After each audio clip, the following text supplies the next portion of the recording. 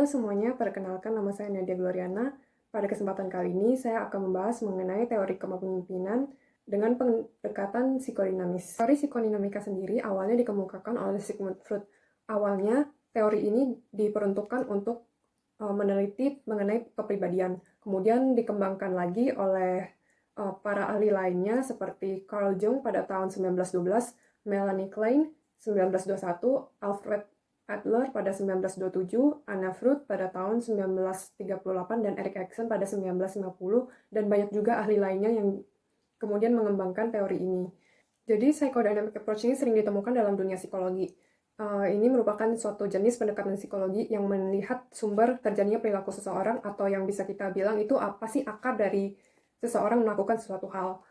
Kemudian ada juga untuk melihat kekuatan atau potensi dalam diri seseorang, terutama kekuatan yang bahkan dia sendiri tidak sadari, atau misalnya yang di alam bawah sadar yang belum tereksplor. Jadi apa sih tujuan teori ini diciptakan? Teori ini bisa digunakan untuk mengungkap elemen alam bawah sadar atau tindakan yang tidak disadari yang dilakukan oleh seseorang. Biasanya ini dilakukan dengan analisis latar belakang dari orang tersebut, kemudian analisis mimpi misalnya, karena mimpi itu biasanya terjadi di alam bawah sadar. Teori ini akan membantu kita melihat pemikiran seseorang dari dalamnya. Meskipun kita udah mengenal seseorang udah lama, kita tidak mungkin mengetahui isi yang di dalam hatinya. Di dalam kepemimpinan, teori ini membutuhkan dua asumsi dasar. Yang pertama adalah karakteristik personal itu sudah tertanam kuat dan sulit untuk diubah. Yang kedua, orang memiliki motif dan perasaan yang ada di dalam alam bawah sadarnya. Perilaku seseorang itu tidak hanya merupakan hasil dari tindakan atau respon yang diberikan dari luarnya yang diamati, melainkan juga bisa dari residu emosional dari pengalaman-pengalaman sebelumnya. Contohnya seperti dari keluarga atau misalnya dari pendidikan yang didapatkan.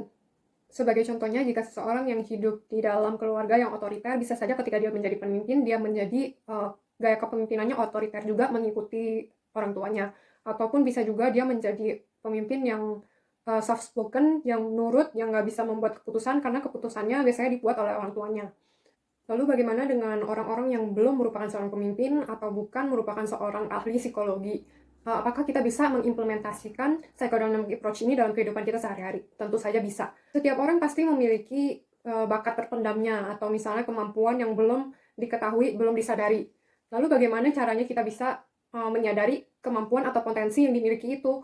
Kita bisa saja merefleksikannya, tindakan kita selama ini, apa sih passion kita, menemukan jati diri kita. Biasanya orang yang di sekitar kita juga bisa memberikan input atau masukan mengenai apa sih kemampuan yang kamu miliki. Biasanya teman atau keluarga kita akan mengatakan, oh kamu kayaknya ada bakat di sini, kenapa kamu nggak coba aja gitu. Di sisi lain, kita juga bisa mendapatkan bantuan dari ahli, yaitu konselor atau psikiater. Mereka sudah membantu banyak orang, dan pasti juga lebih ahli daripada kita sendiri dalam bidang ini. Biasanya kalau kita sudah mendekati penjuruan, akan ada tes minat bakat ataupun psikotes yang dilakukan untuk mengetahui potensi yang ada di dalam diri kita, sehingga kita bisa memilih kejuruan yang paling cocok dengan jati diri kita. Lalu bagaimana cara psikiater ataupun konselor mengetahui potensi di dalam diri kita? Ini biasanya dilakukan secara bertahap. Yang pertama adalah first impression yang kita berikan kepada mereka. Mereka akan menganalisis tindakan kita, terus penampilan kita, latar belakang kita. Kemudian dari situ akan dilakukan observasi, mengembangkan hal-hal yang telah dipelajari dari dalam diri kita. Misalnya yang mereka pelajari adalah self-defense system, atau misalnya reaksi kita terhadap sesuatu, atau ketika kita menolak sesuatu, apa reaksi kita. Dari situlah analisis-analisis itu muncul, kemudian mereka dapat memberikan saran atau sugesti yang baik sesuai dengan potensi kita atau kepribadian kita. Intinya, kepribadian setiap orang itu pasti berbeda-beda. Psychodynamic approach ini menganalisis dari latar belakang, kemudian dari situ psychodynamic approach ini dapat membantu kita mencari potensi terpendam yang dimiliki atau tindakan-tindakan yang kita lakukan di alam bawah sadar.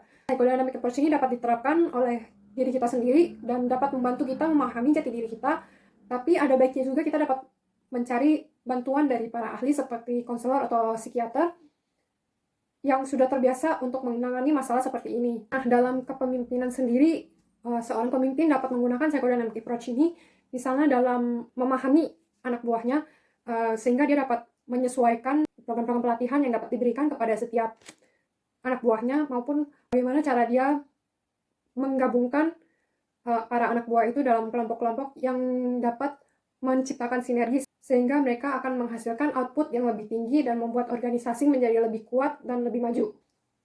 Sekian dari saya, terima kasih.